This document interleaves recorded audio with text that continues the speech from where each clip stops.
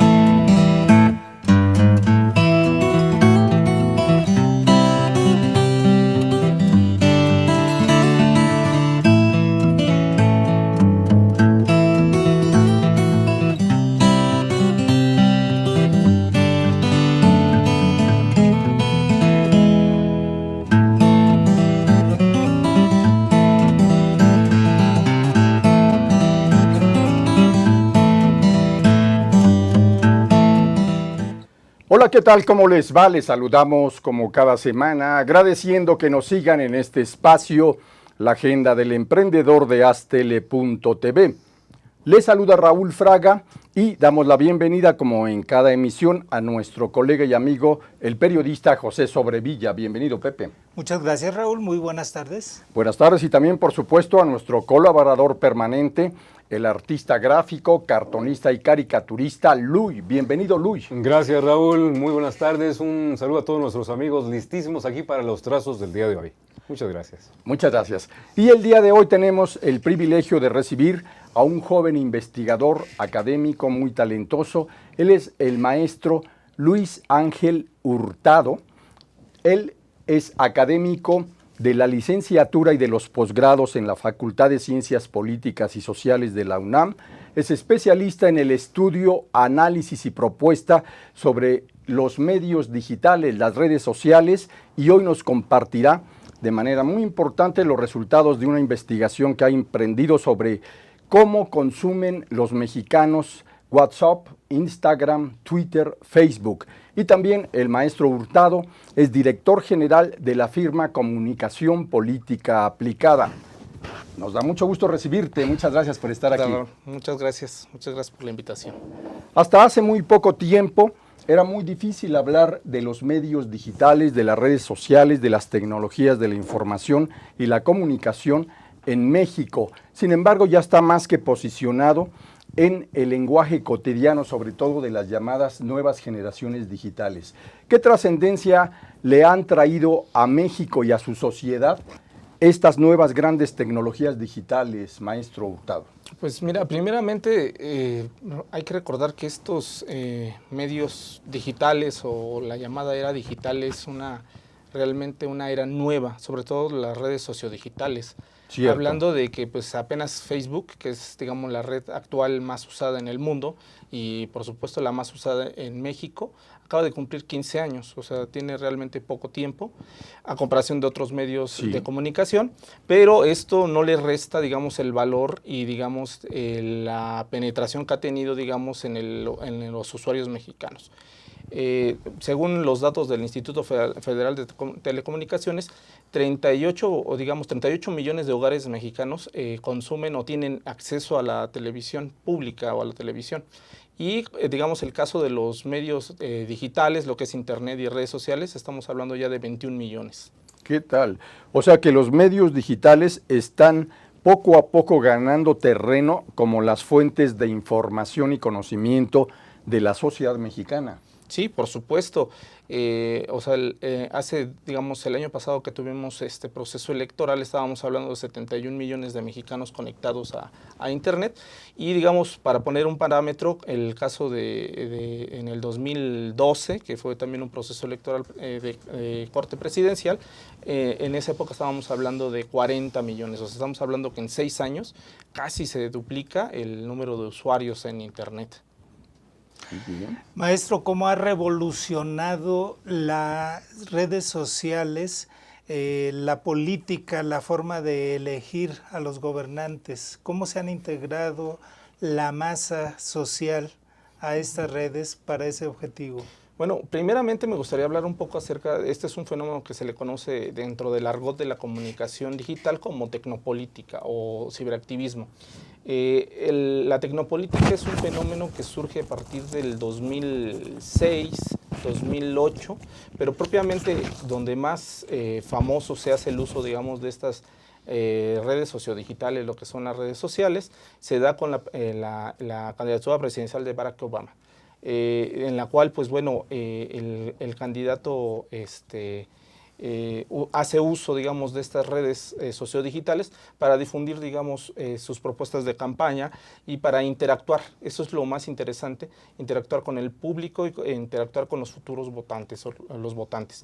En México, como tal, tenemos el fenómeno ya como usado, digamos, dentro de la praxis política. A partir del 2010 en algunas gobernaturas se empezó a implementar, digamos, el uso, digamos, de lo que es las redes sociodigitales, pero como tal, así el fenómeno, digamos, el boom del uso de las redes sociodigitales se dio en las elecciones presidenciales del 2012 y digamos, cobró más, digamos, más poder o más uso pues a lo largo del sexenio pasado en la administración de Enrique Peña Nieto, porque pasamos, digamos, de la tecnopolítica, o sea, el uso de los políticos de las redes sociales, a lo que fue el ciberactivismo, que vino también en la elección 2012, que es cuando los ciudadanos se dan cuenta que pueden usar estos medios en beneficio de ellos, o sea, para actividades, digamos, de proselitismo, para movimientos sociales. Recordemos en el 2012, con el surgimiento del movimiento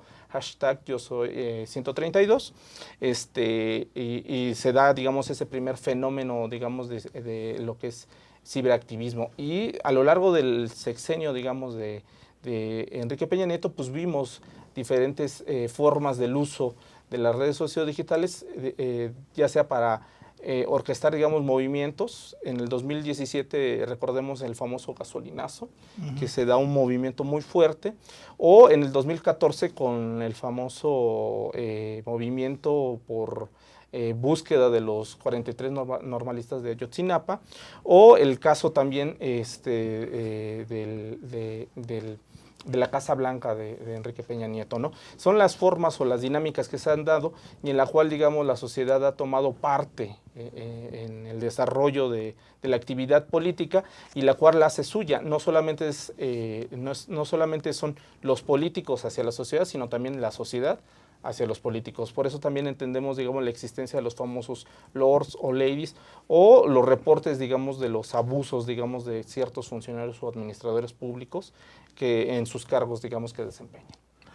La clase política mexicana, maestro Hurtado, ya se habla de tú con las nuevas tecnologías digitales, las entiende, las impulsa debidamente, ¿o todavía están en el analfabetismo político digital?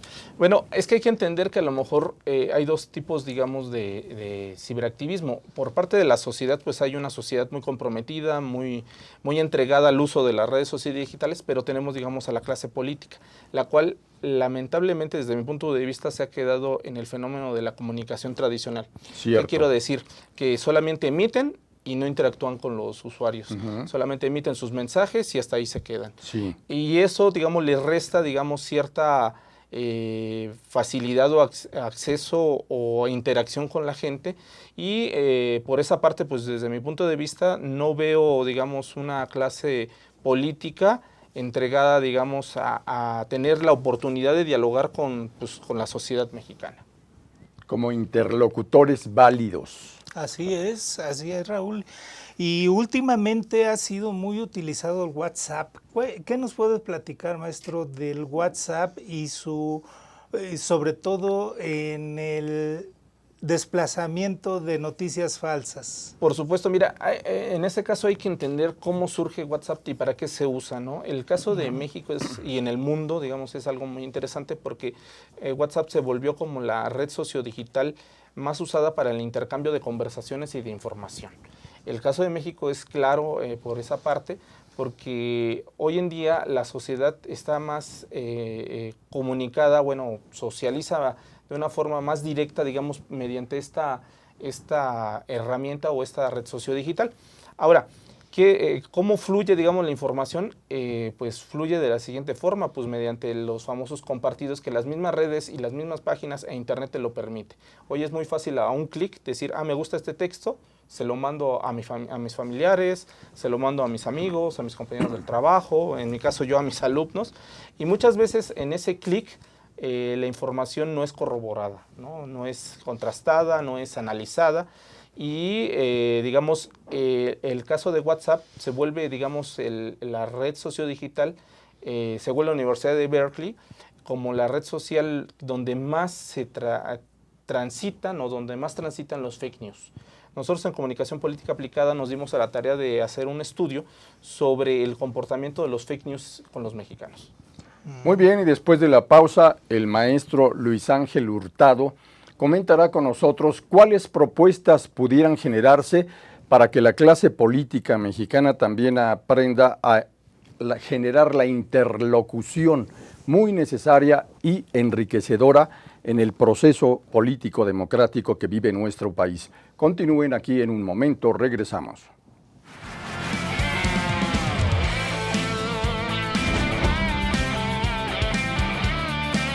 Aztele.tv.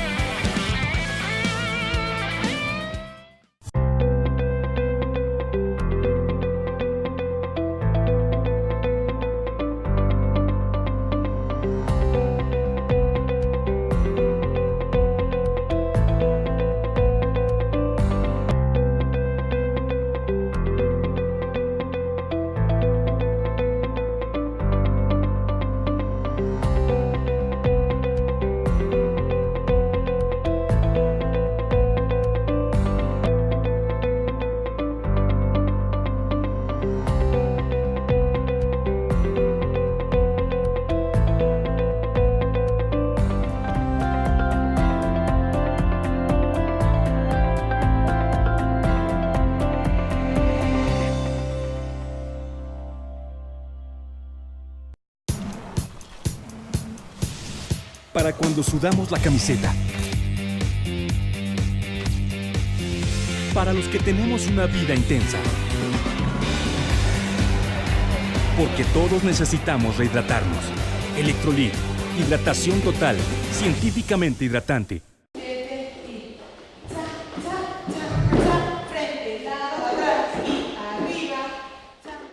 Para mí el baile es como una terapia porque me ayuda a relajarme, a desestresarme y a sentirme mejor. Cuando era estudiante estuve becada por el taller de baile y al terminar la licenciatura me ofrecieron quedarme como maestra de danza y acepté de inmediato. Más que un trabajo, lo veo como una forma de regresarle a la institución el apoyo que en algún momento me brindó. Estudié psicología porque siempre me ha gustado ayudar a las personas que están a mi alrededor. Actualmente estoy haciendo una investigación con cuidadores primarios de pacientes con cáncer y esta experiencia me ha llevado a plantearme nuevos horizontes en lo profesional. Soy Carla Fernández y uní la psicología y la danza para ayudar a que la gente se sienta mejor. UNILA es más.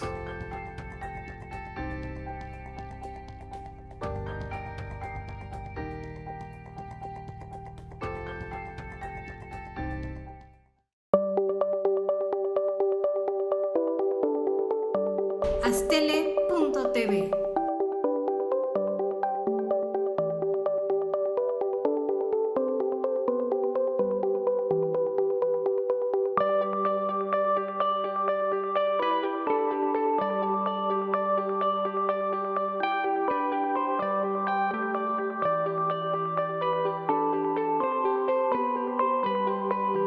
Aztele.tv.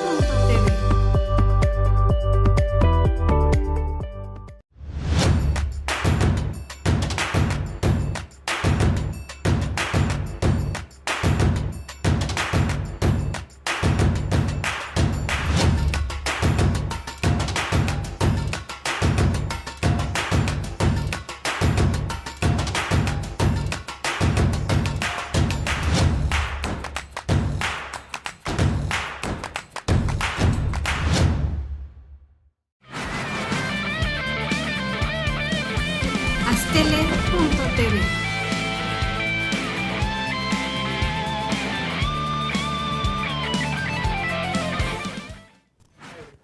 Es el momento de la crítica con el talento, la visión y el conocimiento a fondo del acontecer de México de Luis. Adelante, por favor. Muchas gracias, Raúl. Y bueno, pues vamos a los trazos al cartón del día de hoy. Estamos aquí viendo al Popo y su gran actividad volcánica. Aquí está pues toda la sociedad muy alerta, muy atentos de lo que vaya a suceder. Pero bueno, pues lanzando aquí fumarolas, aquí todo. Pero vamos a ver qué es lo que hay de fondo.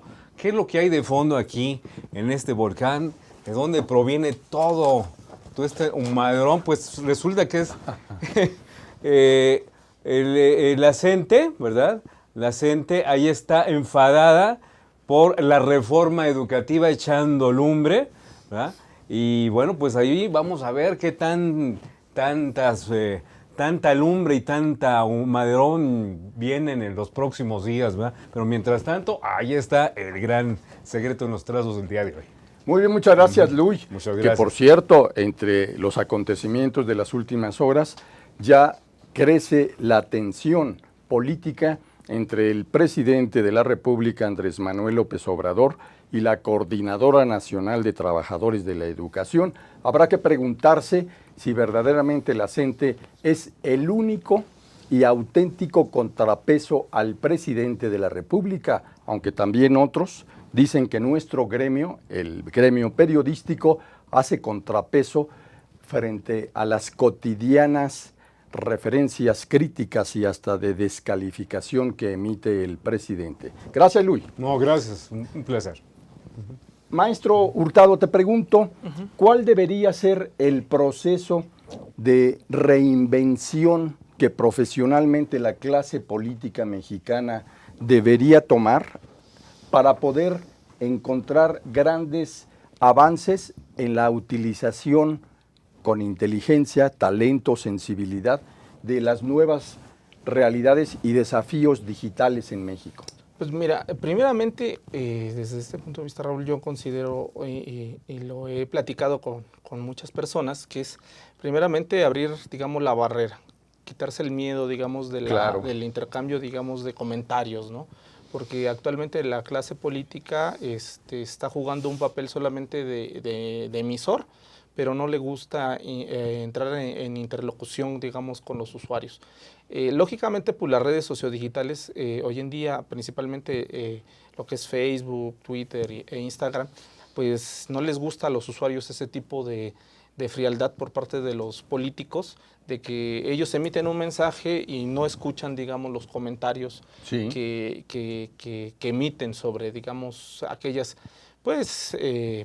postulados que hacen muchas veces los políticos, o ciertos comentarios, o muchos de ellos comparten situaciones de su vida cotidiana.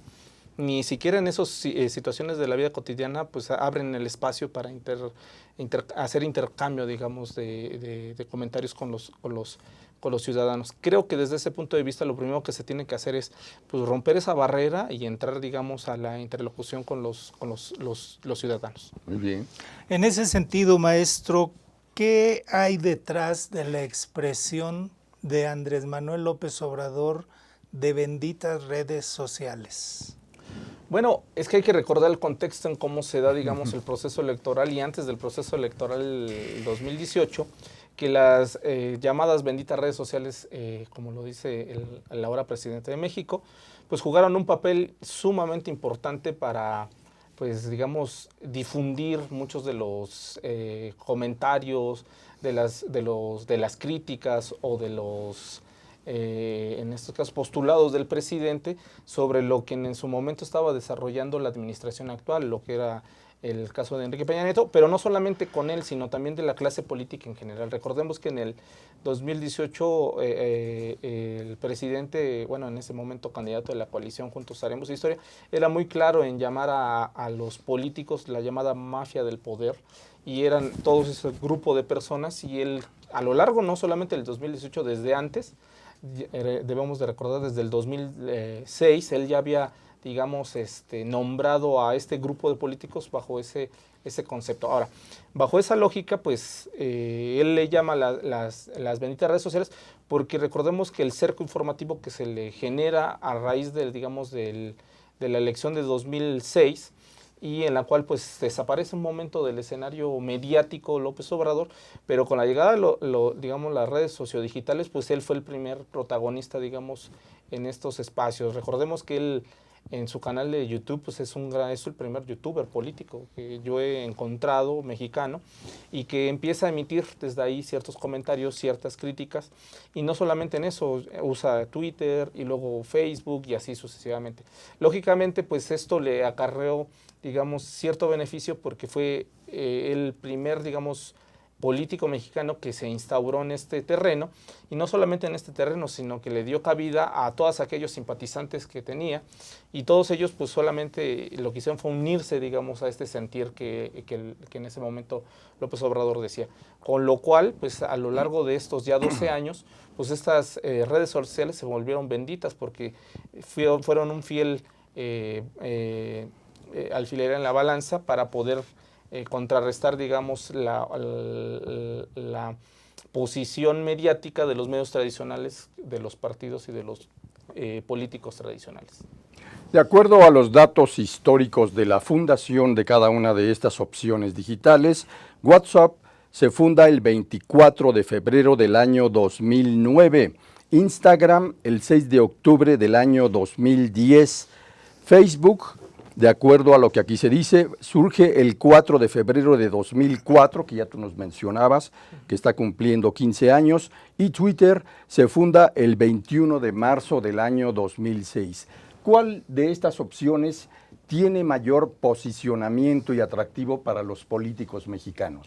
Bueno, para posicionar cualquier tema, Twitter es la red social hasta ahorita la que mejor posiciona temas. Sin y sobre duda. todo temas en tiempo real, porque en este caso, digamos, tú haces una etiqueta, digamos, de alguna situación. Vamos a poner un ejemplo, los famosos lords o las ladies. Sí. Recordemos a Lady Profeco con este Por caso. supuesto. O sea, posicionas un tema y en cuestión de minutos ya se vuelve tendencia no solamente nacional, muchas veces hasta escapa el escenario nacional y se vuelve tendencia mundial, ¿no? En ese sentido, la que mejor posiciona cualquier tema es Twitter, no solamente del ámbito político, del ámbito social. Recordemos en el 2018 que no solamente las elecciones fueron el tema de conversación de los mexicanos, también el Mundial de Fútbol, o sea, de Rusia, pues marcó, digamos, tendencia, ¿no? No se diga cuando jugaba la selección, pues se volvía el conversatorio preferido de la sociedad. Y muchas veces, bueno, hemos documentado precisamente que varios políticos aprovechaban ese tipo de escaparates o de fenómenos sociales y de entretenimiento para pues sumarse, ¿no? Recordemos que casi todos los candidatos pues le deseaban éxito a la selección mexicana. Sí, o sea, sí, sí. y casi todo mundo lo hacía desde Twitter. Twitter es la red sociodigital que mejor posiciona temas de cualquier índole en el escenario digital. Cierto. Sí, seguramente Donald Trump fue uno de los que más ha utilizado. Aquí en alguna ocasión un analista político que seguro nos está viendo, nos comentaba que el equipo de Andrés Manuel López Obrador tiene un ejército de troles y de bots. ¿Es cierto? Bueno, hay que diferenciar primero lo que tiene que ver con bot y troll. Bot es aquel persona que existe dentro del ambiente digital, Sí. pero no es real. O sea, es alguien que es una cuenta, pero no tiene realmente una persona detrás. O sea, una persona real que esté interactuando, comentando y todo eso. Y el troll es una persona real, en la cual tiene una actividad constante, pero solamente se dedica a criticar, se dedica a hostigar a ciertas personas y está ahí criticando y sumándose. Ahora, bajo esa lógica, pues yo he analizado, digamos, estoy redactando un libro sobre el proceso electoral 2018, precisamente sobre Twitter, de los hashtags que hubo o de los temas que se posicionaron a lo largo de los 90 días que duró la campaña presidencial. Bajo esa lógica, encontramos que casi todos eran orgánicos. ¿Qué decía orgánicos? Que había gente detrás de ellos, o gente real, posicionándolos. Ahora, casi todos esos eran en beneficio del Andrés Manuel. Sí, claro. Muy poquitos eran en contra. Ahora, los que eran en contra de Andrés Manuel precisamente estaban orquestados por personas no reales, o sea, bots. Ahora, bajo esa lógica, ahora entendemos por qué ahora que asumió la presidencia Andrés Manuel López Obrador, ahora que cumplieron los famosos 100 días, cada vez que hay un tema de tendencia en Twitter, es posicionado, bueno, criticando a Andrés Manuel, casi la gran mayoría es posicionado por personas que no son reales, o sea, bots. Viceversa, el caso de López Obrador, que digamos lo posicionan en a cierta determinada hora un tema crítico, a la hora ya salió un tema de sus seguidores, de gente que cree en él, que está con él, revirtiendo, digamos, la tendencia y criticando este hashtag. Bajo esa lógica, en el estudio que les comento que estoy realizando, que es parte del libro que estoy escribiendo, encuentro que el político que menos bots tiene es Andrés Manuel López Obrador. ¿Cómo identificas técnicamente un bot? Un bot, pues es muy sencillo. Tú abres, digamos, la pantalla de la cuenta de la persona, digamos, alguien que entra, y en el avatar, automáticamente, bueno, el avatar es la imagen de perfil, muchas veces está simplemente el que te da por default, digamos, Twitter, ¿no? Que es el circulito y el monito, ¿no? Esa es una forma de identificar, digamos, a un bot. Otra forma es con la cuenta, ¿no? Es una cuenta, digamos, la mía es Luis Urra, o sea, de Luis Hurtado, Razo, y lo que hace es que los bots son generados automáticamente por el servidor de Twitter, que es @ y digamos sería Luis 1, 2, 3, 4, 5, 6, que es el que te da por default. Ahora también tiene que ver con la actividad. Muchos de los bots son creados exprofesamente nada más para un periodo específico, digamos la campaña electoral. Ahí encontramos a que nada más tenían una corta vida de 90 días. O la actividad, muchas veces nosotros lo utilizamos para compartir información, ya sea musical o una fotografía o un link de algún texto que nos agrade. Eso es típico, digamos, en las cuentas reales. En los bots no es así. Muy bien, vamos a la pausa y continuamos con esta muy interesante disertación que nos comparte el maestro Luis Ángel Hurtado. Sigan aquí.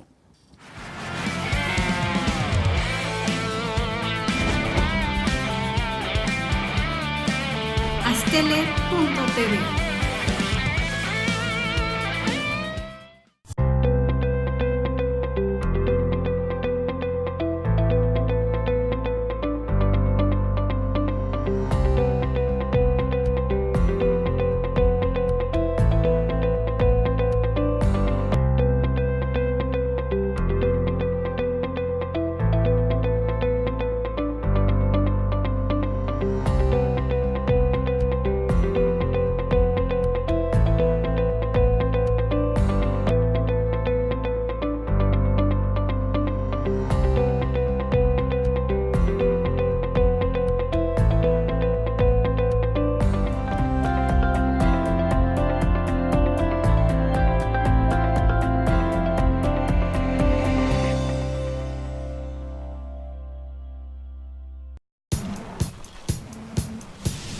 Para cuando sudamos la camiseta. Para los que tenemos una vida intensa. Porque todos necesitamos rehidratarnos. Electrolit, hidratación total, científicamente hidratante.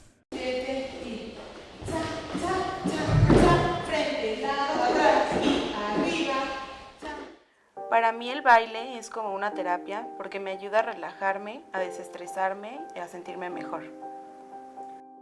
Cuando era estudiante estuve becada por el taller de baile y al terminar la licenciatura me ofrecieron quedarme como maestra de danza y acepté de inmediato.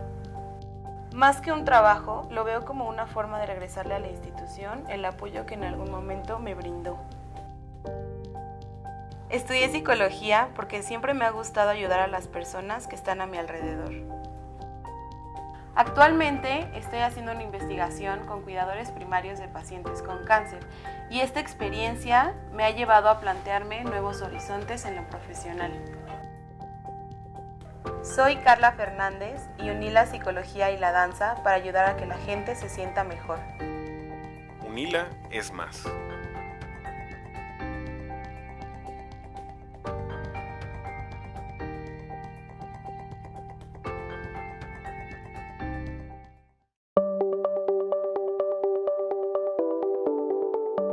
Astele.tv.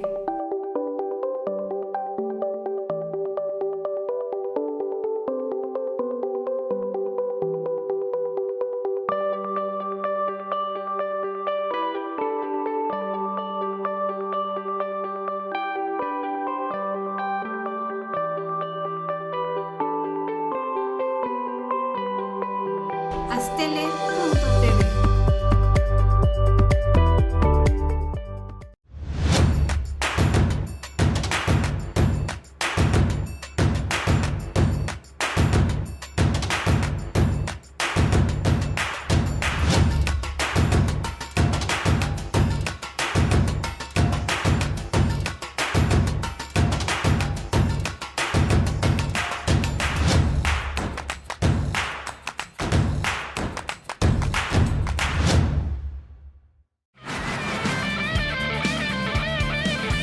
Astele.tv.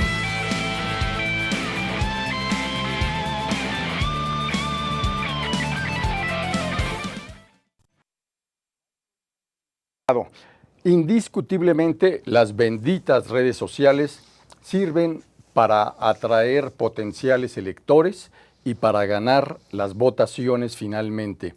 Pero en el ejercicio cotidiano del poder del gobierno día a día, ¿cuál es la reflexión que un experto como tú puede hacer? Bueno, creo que hay que, en este caso, Raúl, hay que diferenciar, digamos, los tiempos que marcan muy bien las redes digitales y sobre todo la política. Sí. Una cosa es usar las redes sociales con fines electorales, o sea, completamente en campañas, que es la comunicación, digamos, electoral que conocemos. Y otra cosa es ya cuando estás ejerciendo, digamos, el poder. Y más que eso, cuando ya lo estás ejerciendo y hablando como institución. El caso, digamos, de las instituciones, las secretarías, no se diga desde la Presidencia de la República, pues son dinámicas completamente diferentes.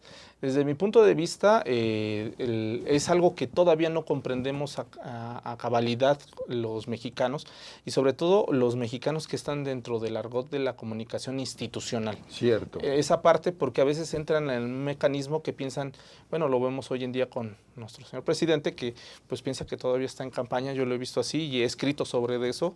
Así es. Esa parte, pues, desde mi punto de vista no he entendido que todavía, pues él ya está en el ejercicio del poder, o sea, ya debe de hablar como institución, Claro. o sea, debe de hablar como una institución que gobierna a todos los mexicanos, no solamente una parte, ¿no?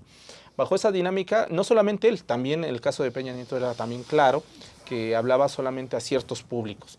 Bueno, hay que diferenciar muy bien esa parte y todavía nuestros políticos, sobre todo aquellos que están pues ya en el ejercicio del poder, o sea, con cargos públicos, no han entendido.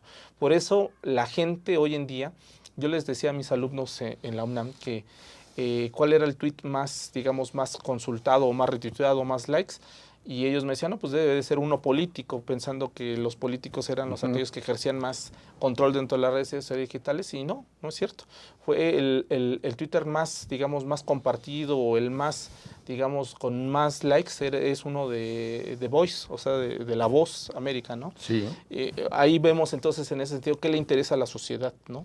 O sea, el discurso, digamos, pues tradicional de los políticos, o el entretenimiento, o cosas que no tengan nada que ver con la política. ¿Y qué decir, perdón la interrupción, de un objetivo meta muy importante entre los estrategas de comunicación política digital, que es alcanzar la reputación digital del personaje? Por supuesto, es que ya nos centramos en una dinámica distinta ahí, en el sentido de que tienes que crear, pues, no solamente es la imagen de la persona, sino también la imagen digital. Claro. ¿Quién eres, no? ¿Cómo te vas a presentar ante los medios? Y bajo esa dinámica, pues tienes también que cuidarla. Tienes que saberla cuidar, pero cuidarla no quiere decir que salgas muy bien trajeado, o sea, una imagen impecable. No, más bien tiene que ver acorde, digamos, si tú, esto se los decía a mis alumnos, un ejemplo clarísimo es durante la huelga que vivió en el 2008 España con la crisis económica, Sí. y que muchos sindicatos se unieron para contrarrestar, digamos, las reformas, sobre todo estructurales en materia de trabajo y de pensiones. Pues el vocero de esos sindicatos se unieron y, digamos, la imagen pública de esta persona era pues una persona común y corriente, pero cuando lo llaman, digamos, a una rueda de prensa, pues esta persona acude con un Rolex Cartier que valía pues una millonada y el discurso en ese momento se cae. Las redes sociales se le van encima, los usuarios lo critican y esa parte, pues aunque iba de chalequito, de playerita y todo, se cae. O sea, por el doble discurso. Ahora, hay otra forma, esa es una forma visual, pero también hay contradicciones que se dan en el lenguaje, en el uso, digamos. Si estás hablando de pobreza y después criticas, digamos, a los pobres, o si estás hablando de cuestiones de inversión y de repente empiezas a decir, bueno, vamos a expropiar o criticas, ¿no? Digamos, en ese sentido lo vimos apenas con las famosas marchas migrantes que se han dado, las famosas caravanas, Claro. como muchos políticos pues decidieron o criticarlas o sumarse en ese sentido. Y muchos de ellos cuando las critican pues se les viene la gente encima o todo lo contrario, ¿no? Esa es la polaridad que hay a veces en las redes sociales digitales y que muchas veces los políticos no entienden. Muy bien. En ese sentido, ¿se puede limpiar la imagen digital de un personaje? No, nunca, nunca. Yo siempre les he dicho digamos, a los políticos, a los académicos, a los artistas, a los deportistas, una vez que tú publicas algo, ya es público, o sea, ya es del dominio público. Aunque tú borres el tweet, siempre hay un espejo, o sea, siempre hay un rastro. Por eso, hoy en día es muy común de que alguien publica, se le van encima, lo critican, le hacen ver, digamos, en ese momento una crisis interna, digamos, digital, y lo que muchas veces recurren es borrar el tweet. Lo único que hacen es acrecentar, digamos, esa crisis. Ahora, ¿se puede limpiar? Pues no se puede limpiar, digamos, la crisis, digamos, la imagen digital de alguien. Por eso hoy en día vemos que muchos políticos, muchos actores lo que hacen es cuidar mucho, digamos, esa parte de qué sí digo y qué no digo, porque hay que medir los balances. Y en ese qué digo y qué no digo, muchas veces se pierde la dinámica y hacen muy fría, digamos, la conversación que tienen con la sociedad. Yo pongo siempre como ejemplo, digamos, el caso reciente, digamos, de las campañas políticas 2018, con la coordinadora de campaña de Andrés Manuel López Obrador, que es Tatiana Cloutier, que rompe, digamos, esa barrera y se pone al tú por tú con los políticos y no solamente con los políticos, sino que hay intercambio con la misma sociedad. En ese sentido, yo leí en una revista digital española que una de las nuevas profesiones era la de arqueólogo digital. Por supuesto. Porque hay hackers que pueden limpiar esa imagen. Eso decía esa nueva profesión. ¿Cuál es su opinión? Desde mi punto de vista no se puede. El mismo Mark Zuckerberg, cuando comparece en el Senado tras el escándalo, digamos, que se da tras las elecciones del 2016 en Estados Unidos, él mismo dice que él no controla, digamos, la red sociodigital. La misma sociedad se ha desarrollado, digamos, la inercia misma social ha llevado, digamos, a que estas redes sociales no sabemos a dónde lleven. Ahora, él ponía el ejemplo de los fake news, o sea, cómo se utilizaron y contra quién se utilizaron. Y una de las senadoras que lo cuestionaba le decía, usted tenía, digamos, el algoritmo para poder suprimir, digamos, esos fake news que iban contra Hillary Clinton, ¿por qué no lo hizo? Él le decía, pues es que yo si los manipulaba, digamos, en ese momento, lo único que iba a hacer es acrecentar la crisis que se estaba viviendo y por lo tanto darle más vida al fake news. ¿Por qué? Porque es muy fácil hoy en día suplantar o compartir o tomar, digamos, la imagen o el comentario de alguien más.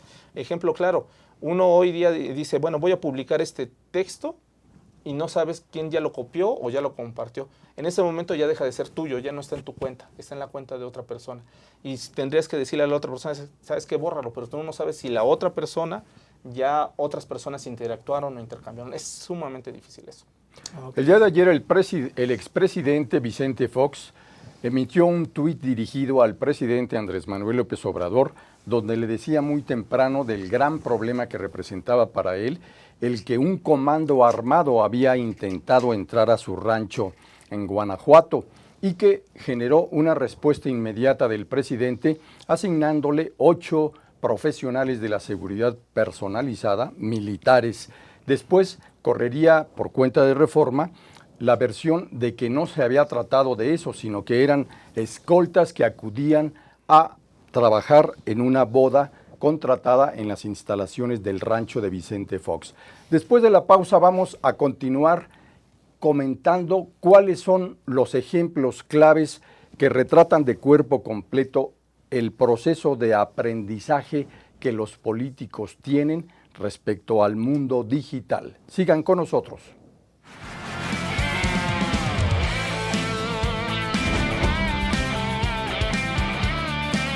Astele.tv.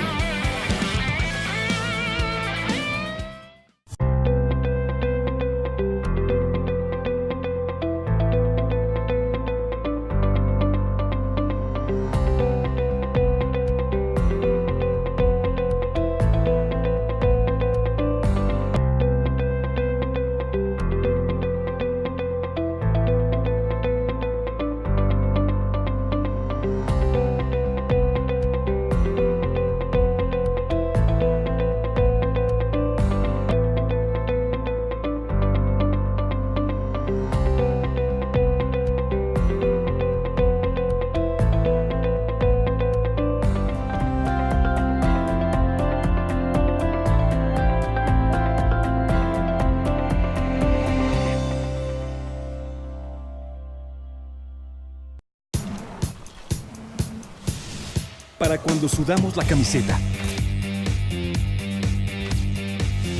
Para los que tenemos una vida intensa. Porque todos necesitamos rehidratarnos. Electrolit, hidratación total, científicamente hidratante.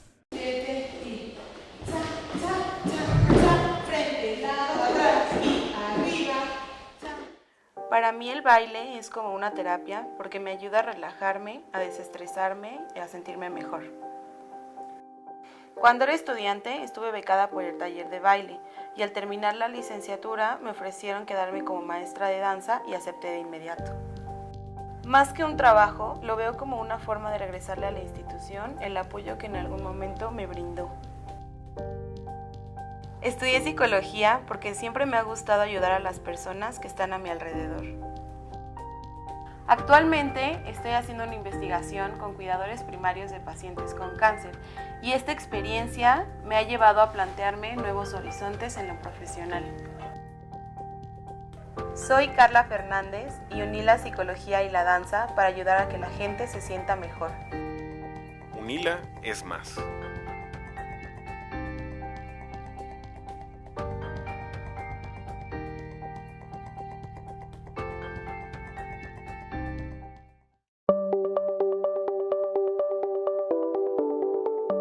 Astele.tv.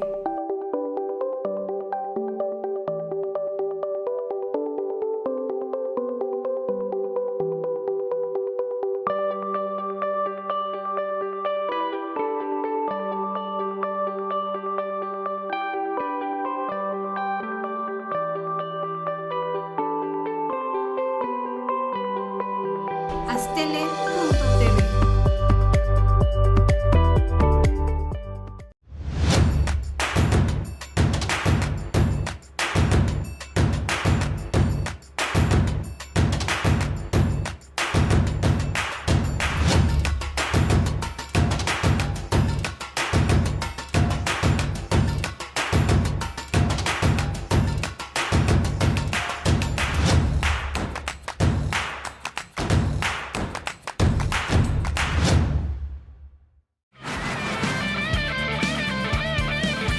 Astele.tv.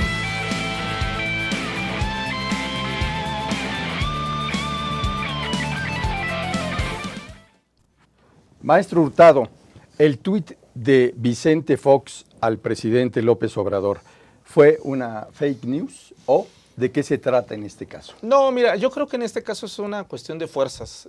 Hay que también ver el músculo, digamos, digital, porque Sí. también hay que ver esa parte. Lo entiende bien la oposición, ahora la nueva oposición. Exacto. En el caso de Felipe Calderón y Vicente Fox, pues precisamente no ven. Yo he revisado, todos los días reviso los twitters que publican y todo eso. No ven la forma de cómo posicionar tema dentro de la esfera pública digital. El caso de Vicente Fox fue muy interesante, en el cual pues él mete un pues un buen mensaje desde mi punto de vista al decir, bueno, me están atacando y bueno, hay posibilidades de que me agredan a mí y a mis personas, a mis familiares, y en ese sentido yo te hago a ti responsable, o sea, te dejo a ti el terreno.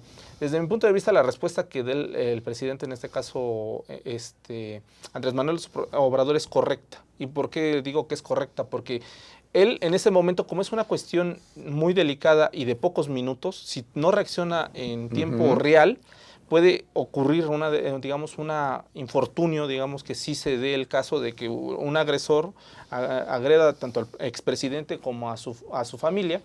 Y en ese caso, vemos que cuando en llegado caso, yo pongo en tela de juicio, ¿qué hubiera pasado si Andrés Manuel no hubiera dado la seguridad y en ese momento le ocurre algo a la familia? Pues comunicativamente hablando, se le hubieran ido encima, digamos, tanto los medios tradicionales como los medios digitales, ¿no? Por las medidas que ha adoptado ahora. ¿Qué es un fake news? Por supuesto que era un fake news. Era, ya lo decías muy bien, Raúl, Reforma lo corrobora perfectamente el día de ayer. Y hoy, en ese sentido de que eran escoltas que iban a trabajar. Pero él se agarra de ese momento para posicionarlo. En ese sentido hay que ver, y digamos en el libro que yo les comentaba que estoy trabajando del 2018 sobre el comportamiento que tuvieron los candidatos en Twitter, también es válido decir que hay fake news emitidas por los mismos políticos. O sea, los políticos emiten fake news, por supuesto, no solamente, lo vimos claramente en los debates presidenciales, cuando emitieron ciertos señalamientos o críticas hacia los adversarios, y a las pocas horas o a los pocos minutos, verificado 2018, que fue una iniciativa de diferentes medios, corroboraba estos datos y buscaba realmente quién sí estaba diciendo la verdad o quién no estaba diciendo la verdad. Cierto. Entonces, el terreno de los fake news no solamente es propiamente de las páginas que existen que propagan esto o de los medios de comunicación, sino también de los mismos políticos o de los actores sociales que integran la esfera pública digital.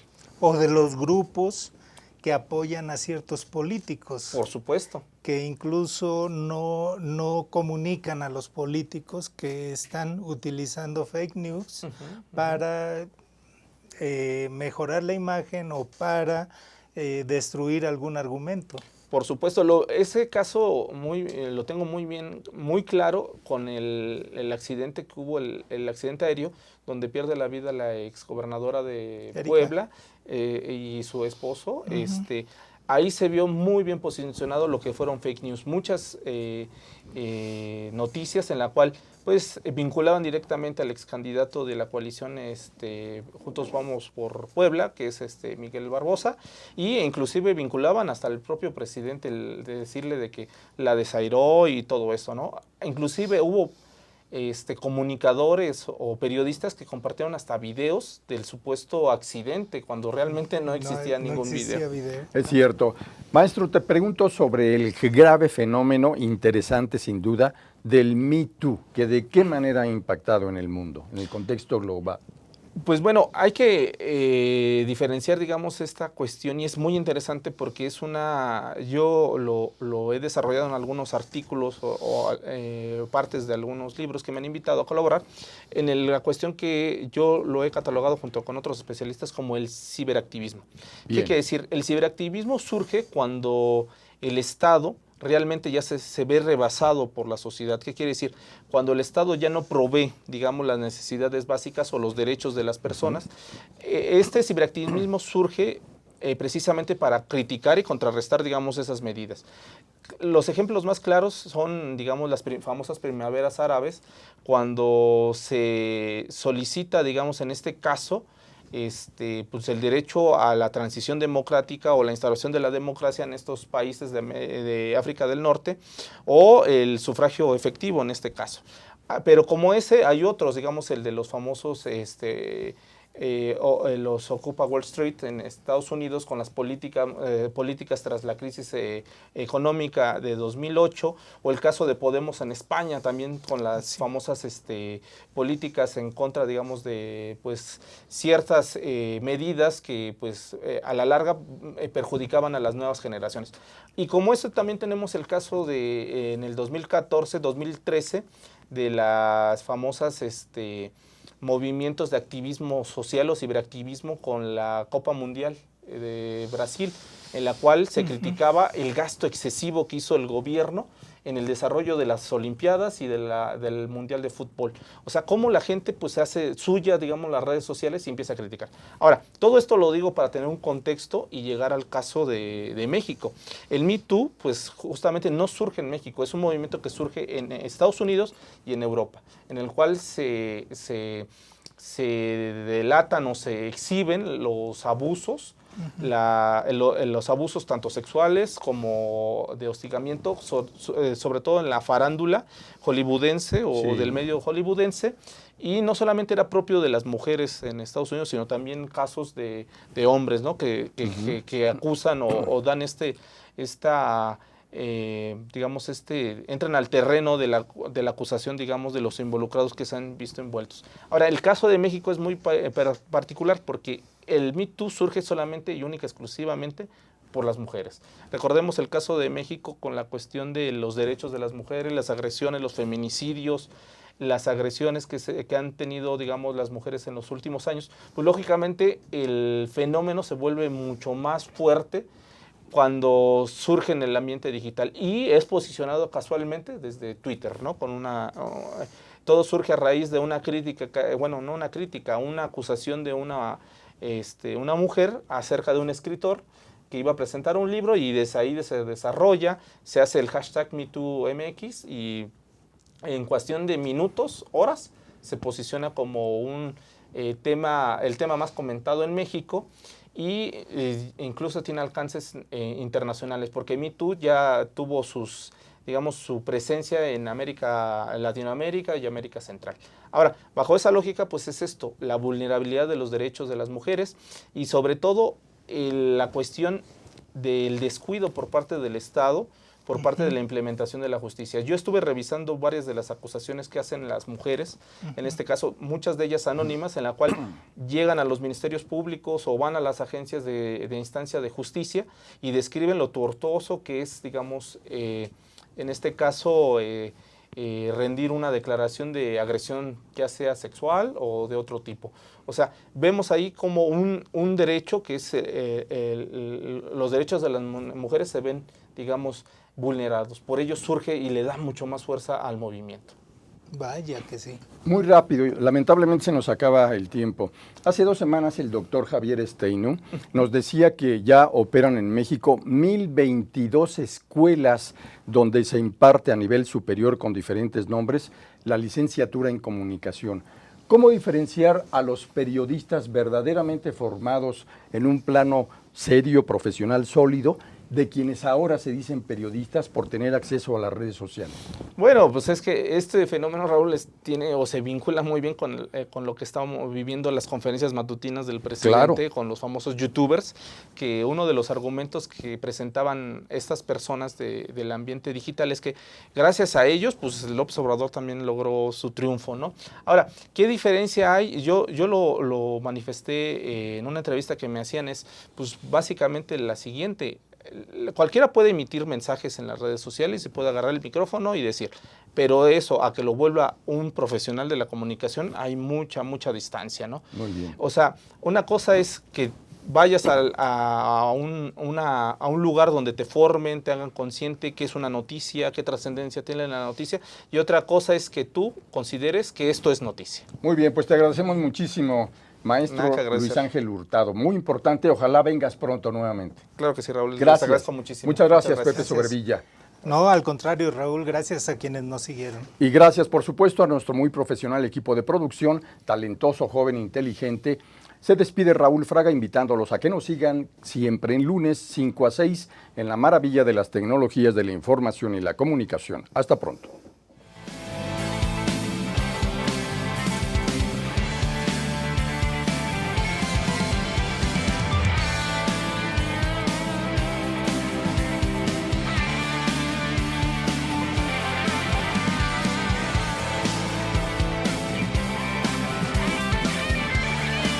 Tele.tv